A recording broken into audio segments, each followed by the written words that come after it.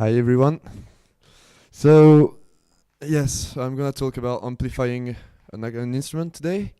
So the first question you might think about will be why? Especially the violin makers always want to make more and more powerful instruments.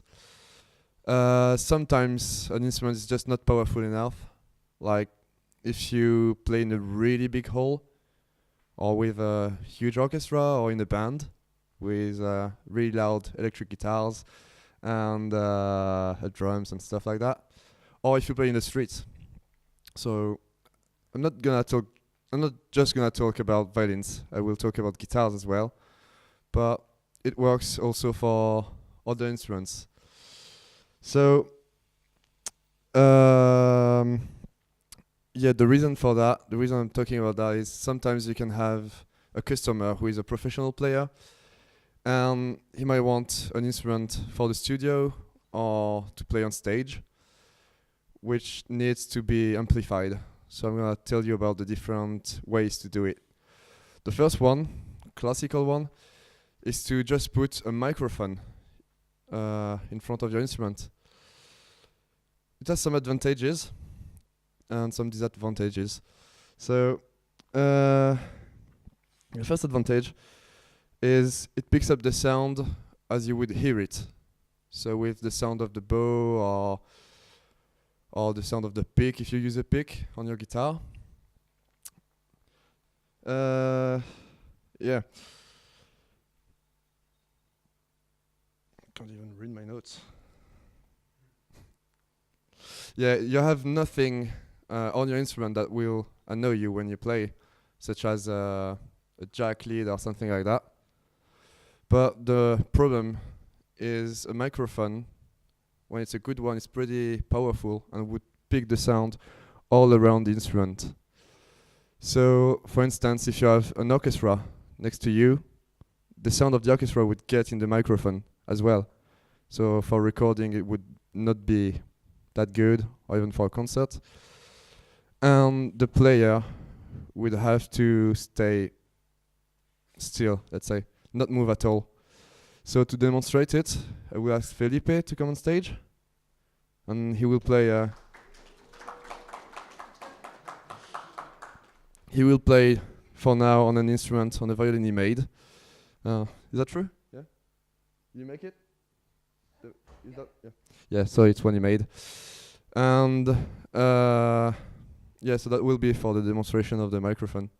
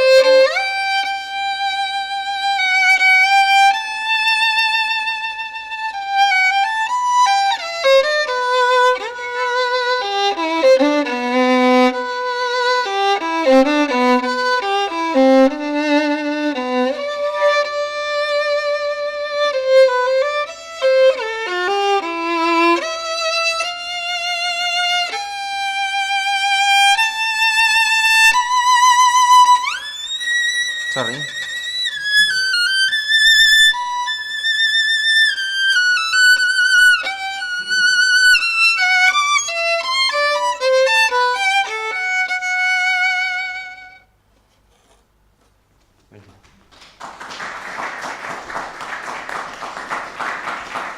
So yeah, as you could hear, when he said sorry, you could hear him in the amp. So that's one of the problems of the microphone. Now I will ask Julius to come on stage to play on a guitar that Tom made, a classical guitar.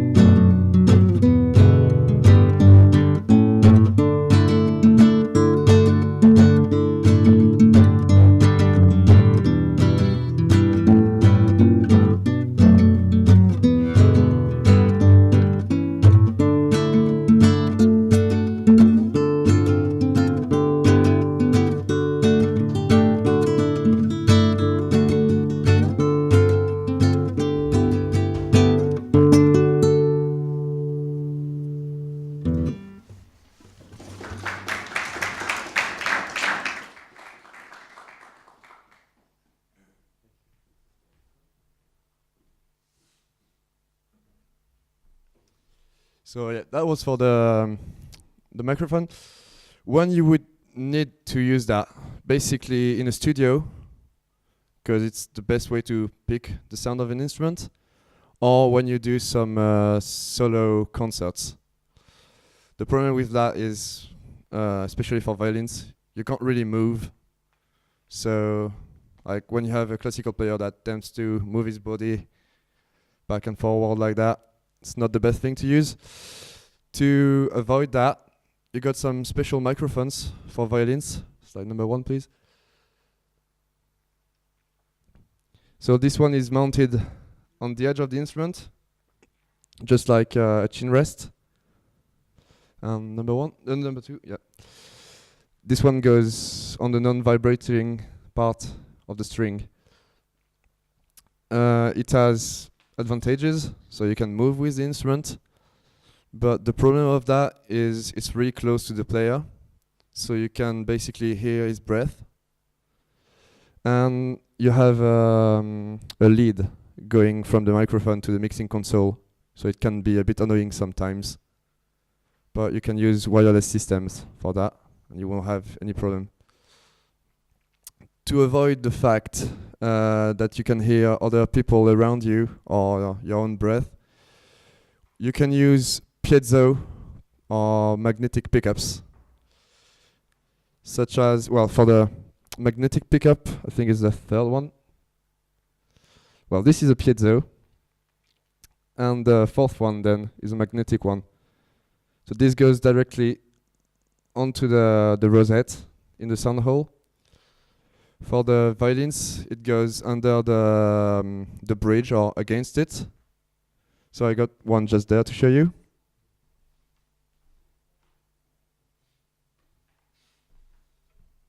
So as you can see, I had to add this little box on the side of the violin. It's called a preamp. And you've got a small lead here, which is attached to a piezo pickup under the bridge. Yeah, would be easier. So I don't know if you can see it from far, but you got a small black thing under the feet of the bridge. So that's what will pick the sound of the instrument. It won't actually pick the sound. It will take the vibrations of the bridge. So the bridge will vibrate on it. Same for acoustic guitar. The vibration will be translated into sound by the preamp. So to show that, I will ask Felipe again to come to show you the difference of the sound.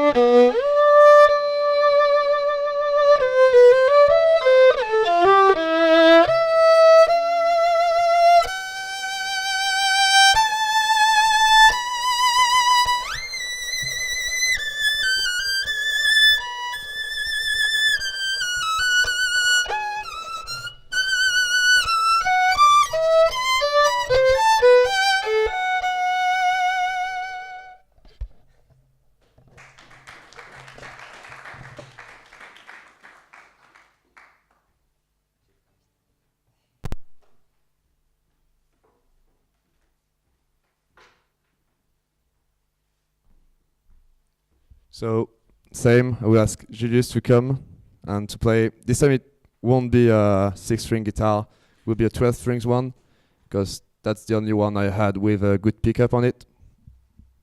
But it works just the same.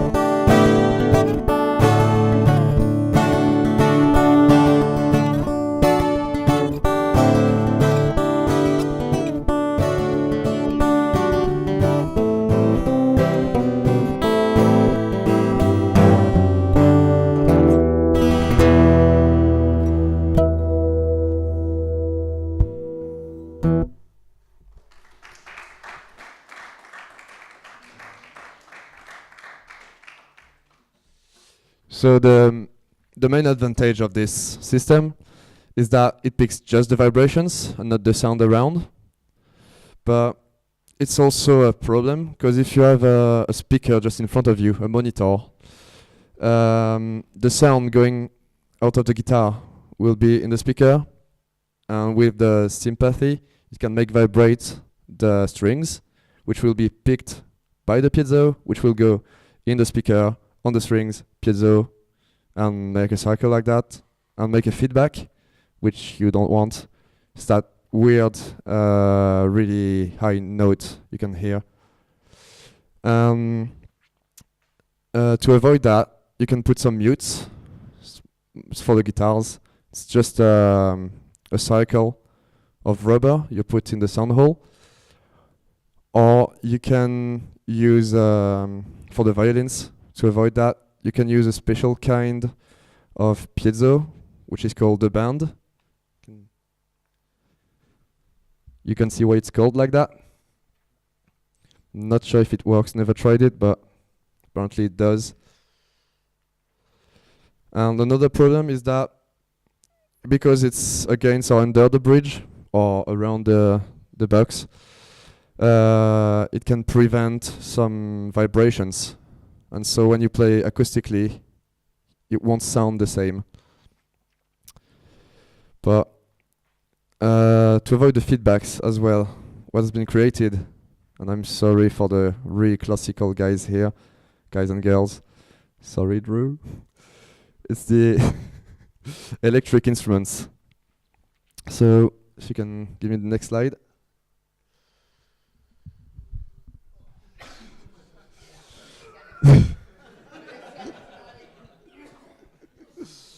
And I took the most classical one, since it still has the shape, it still has the outline of a violin, still has a scroll, pegs, kind of tailpiece. It doesn't have a bass bar, no. But yeah, the main advantage of that is basically you don't have any feedback. It picks just the sound of the strings. So to play in a band, it's perfect.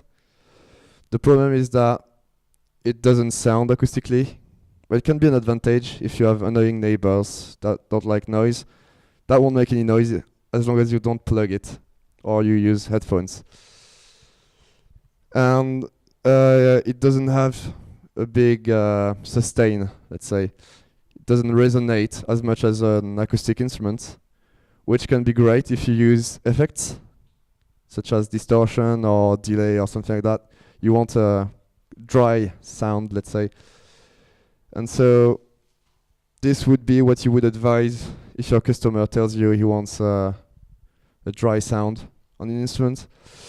You got the same version for guitars. I'm not talking about electric guitars. For instance, this one doesn't have a pickup like a proper electric guitar. It has a piezo in the bridge. So it does sound like an acoustic guitar. If you can give me the next one. This one even has nylon strings, so it's an electric classical guitar. And so it's light, doesn't take space, easy to play then, and doesn't feedback. So it's the best thing to use, I would say, if you play in a band on a classical guitar. So to conclude with that, I would like to give you, to give to those who make or who want to make electric guitars. If you can give me the next slide, please. This is a normal electric guitar. It's actually /1.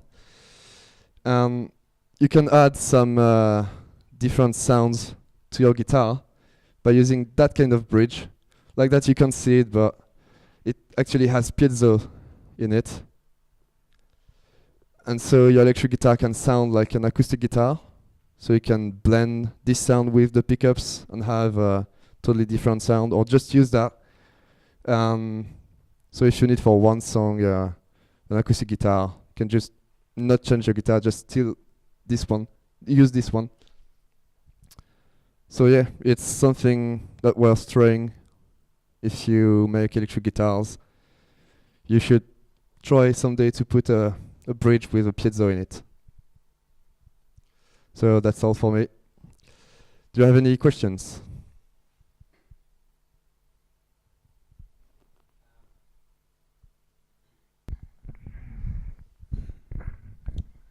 With the pickup that you showed us on that violin there, with the preamp clamped on, does that not have a detrimental effect on the sound? Because you're clamping something on a plate that's designed to move. Well, this one is clamped just on the edge, just like a chin rest. So it's basically on the rib, so where it doesn't vibrate. But you got some, yes, that would be a bit on the front and would reduce the vibrations.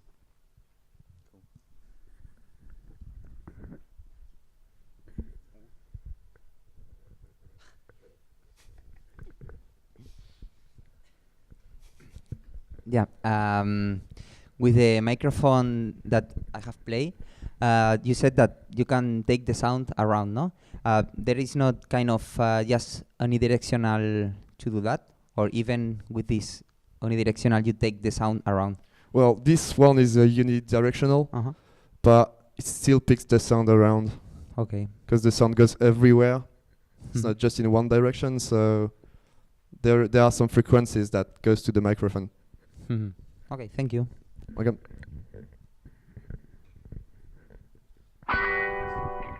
Well, thank you everyone then. Hope you enjoyed it.